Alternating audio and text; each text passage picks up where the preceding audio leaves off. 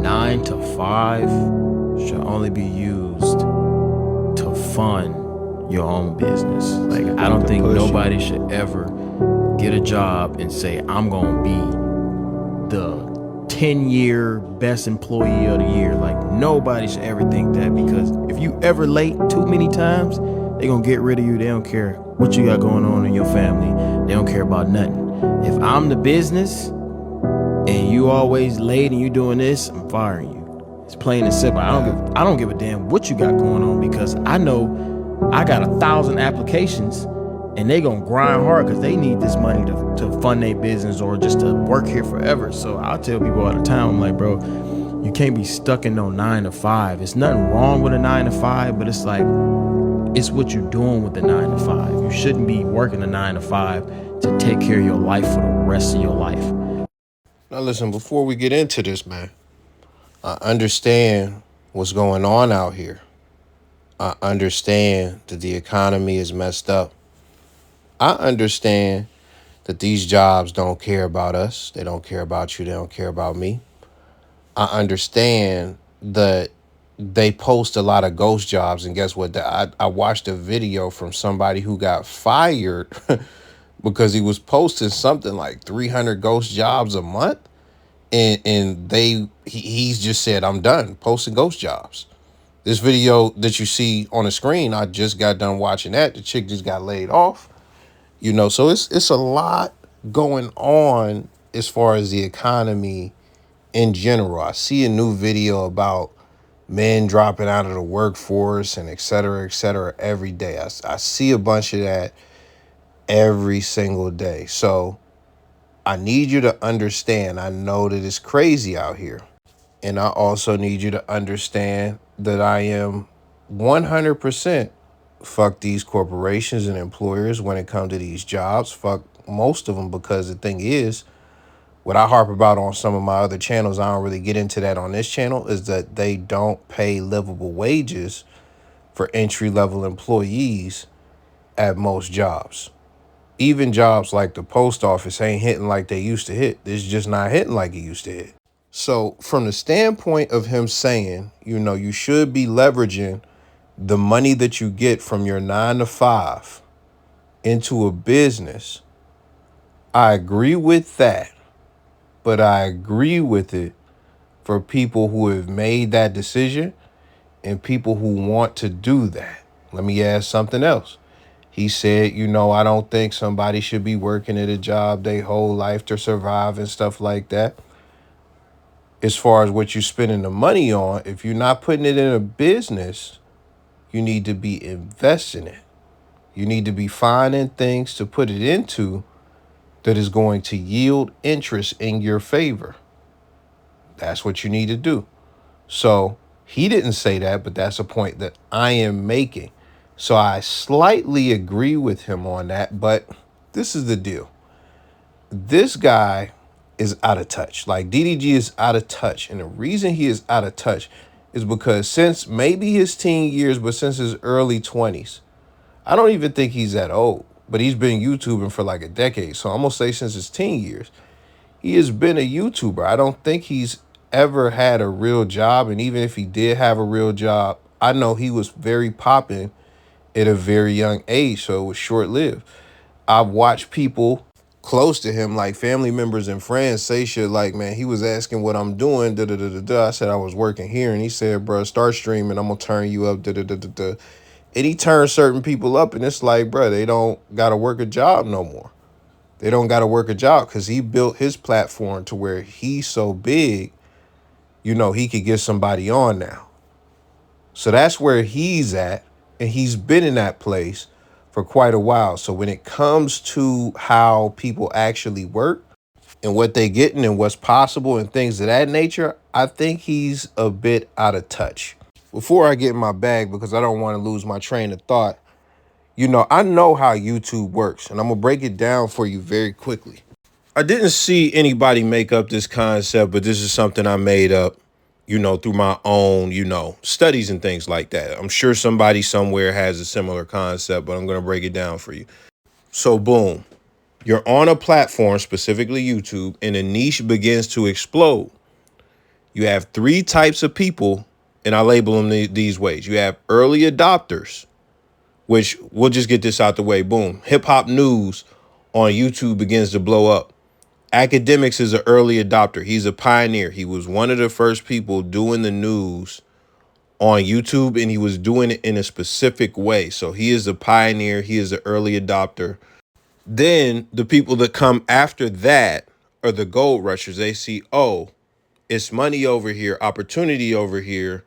Let's get it while the getting is good. So they go over there and they get on it while it's a good opportunity. Dom is Live would be a good example of a gold rusher, somebody who came after academics was established, but there weren't a lot of people doing it to where it was oversaturated. But now today it's oversaturated. So somebody like Chig Smooth, he would be a part of what I call the late crowd, which is, okay, the first and second wave are well established, and this is like beyond oversaturated, and you're going to have to work really hard to pop out, amongst the crowd now. So you could say that for any niche of YouTube, any niche. And that was some free game, by the way, but where DDG is at, he's like academics in a sense where he was early and he was good when he was early. So it was easier for him to, capitalize, and he put his foot on the gas, and he's like the man. He's going to forever be the man on YouTube, period, point blank. No matter what happens, he's going to be the man unless he just sits down for like 3 years and completely disappears. And even then, he could probably still flip the switch at that point. So not only was he doing this since he was young, he was lucky enough to be early and get this shit a lot easier than and I know if I said this to him, he would be like, it wasn't easy to get this shit, nigga. Do you know what it's like? That's cool. A nigga trying to get it right now at this moment, who starting from zero, 100% is going to have to go harder than DDG to get to where DDG is, or to even get to where DDG was fucking 7 years ago. But enough of all of that. Let's get to the main point. The main point of this is like a funny style of thinking, because two things about it. Number one, people fail to realize that entrepreneurship isn't for everybody. That's the issue that I had with Dame Dash when he went on a Breakfast Club and he's saying niggas wasn't men because they didn't want to be their own boss and they was working for other people, and et cetera, et cetera. So that's the first thing. We could just call this whole shit I'm about to encompass is Dame Dash mentality. So that's the first thing. The second thing is, if you have a business,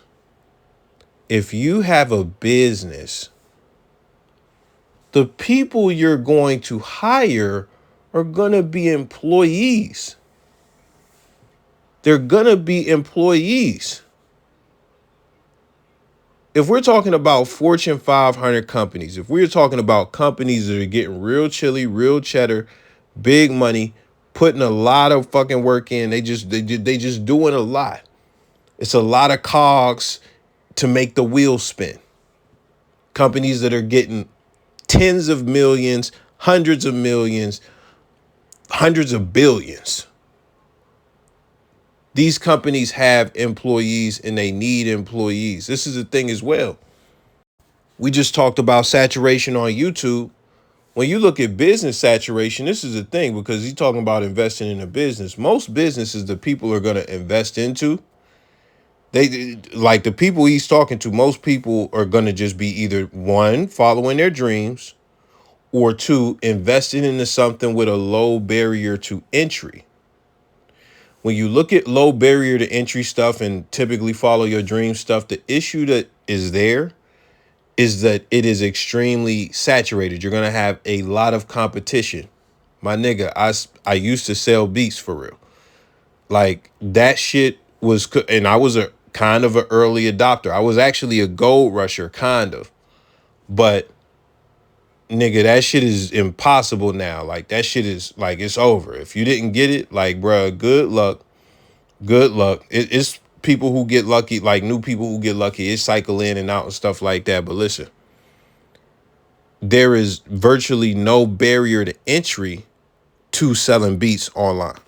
So not only does everybody do it, but the competition is like something you can't even, if you haven't done it, if you haven't even studied it, you can't imagine. It's niggas in that shit right now who have been doing it for 2-3 years and they still don't understand the competition they're up against. They still don't have a clue. They don't have an understanding of what they are up against. And that's how come they're not moving forward.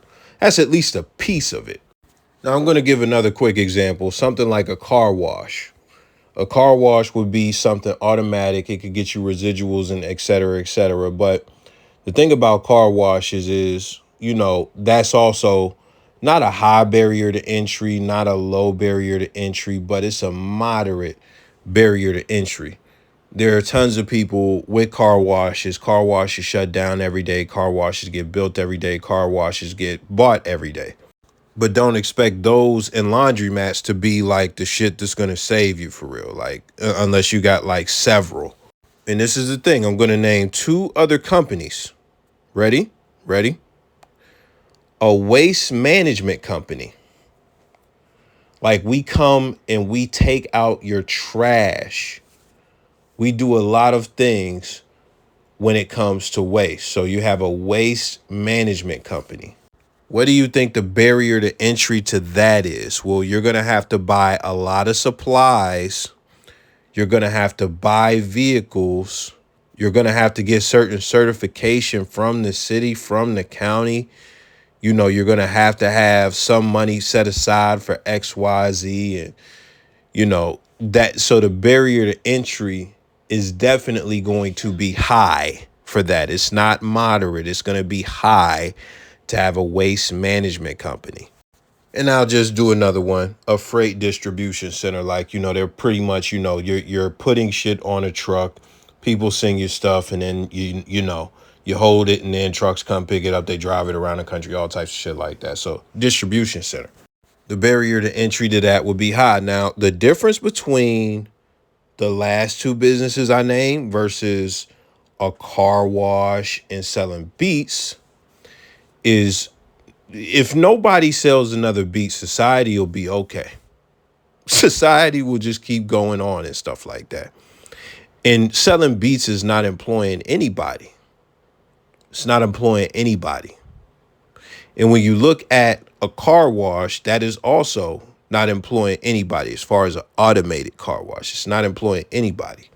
But when you look at a distribution center or waste management, guess what?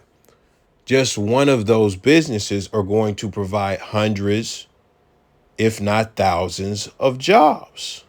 Just one location is going to provide hundreds of jobs. Now, this is the thing that people fail to realize. Why do you think these politicians keep talking about we're going to bring more jobs and more? Because at the end of the day, people are getting laid off.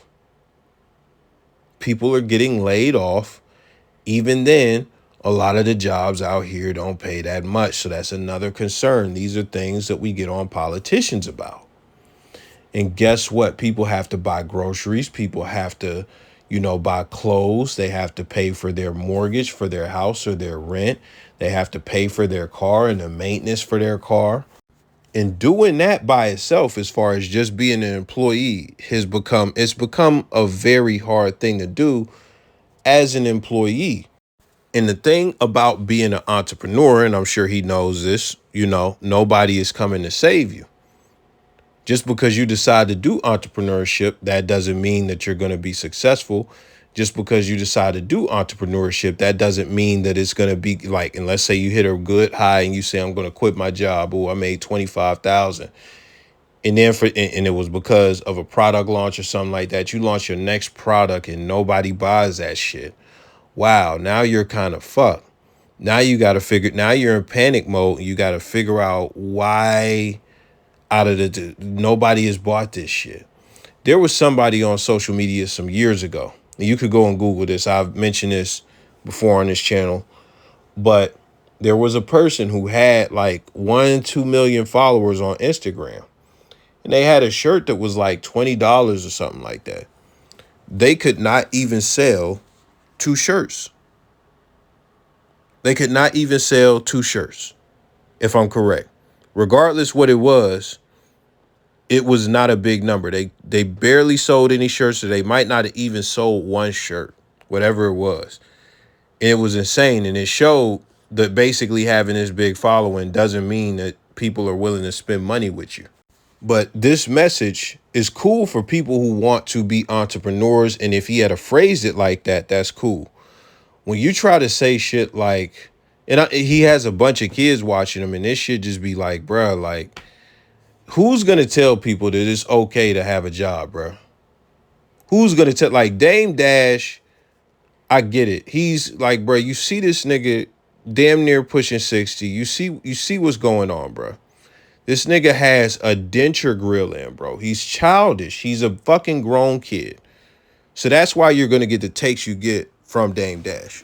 And I'm specifically talking about the Breakfast Club shit. But when you look at DDG, I would think that he's more sensible than that. And I'm sure people are on his payroll. I'm sure he has editors. I'm sure he has graphic designers, et cetera, et cetera. And I'm sure those people may or may not have jobs outside of being employed by him. But at the end of the day, man, like, that's just what it like. If everybody owned a business, like, it just wouldn't make sense. Like, society would not make sense. Because at the end of the day, the way that capitalism works is the weak businesses go out of fucking business. And just imagine there was no place for these people to work. What's going to happen? They're going to start taking your shit. They're going to start robbing you. It's just very nonsensical to think that not only can everybody make a business and just be doing a business, but that everybody should be doing a business. There are some people who are great employees. There are some jobs that absolutely value their employees, like Zappos, and pay them very well. So while this shit sound good over some motivational shit, even people in the comments seeing what it was, man, it's just a big crock of shit, man. But let me know your thoughts, man. At the end of the day, if you want to become an entrepreneur, that's cool. Regardless, you should be investing your money either into a business or something like a retirement fund. What is it? I'm not about to say an escrow or fucking timeshare. Not that shit. What is it? Roth IRA is a good one. You need to look into that, you know. You need to get on your investment game. A book I recommend is I Will Teach You to Be Rich by Ramit Sethi. It's more about money management. He's not going to teach you how to get a real bag for real. He's going to teach you how to just, manage your money for real. But yeah, I'm done for today. Let me know your thoughts. Subscribe if you're new here. I'm out.